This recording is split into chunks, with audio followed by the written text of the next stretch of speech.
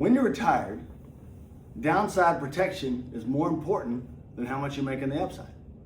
Now that is odd to say, right? Because I always want to make the most upside.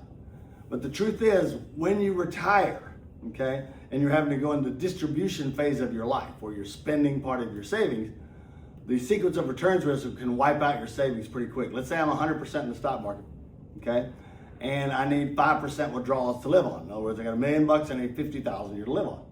What if the market drops 50% just one time? Well, that means your account's worth 450,000. That's your life savings. I don't care what it makes going forward, you'll never get that $1 million back, because every year you need another 50 to pay the bills. The electric company doesn't care that the market's down. They're still going to send you the bill. Okay, so protecting that downside is more important than the upside. And what you'll find is sometimes if you're going to stocks, which I love stocks with a hedge in there, that you can still hedge the downside but still make the upside. But mathematically speaking, it is always better to protect the downside more than grow the upside once you get to retirement.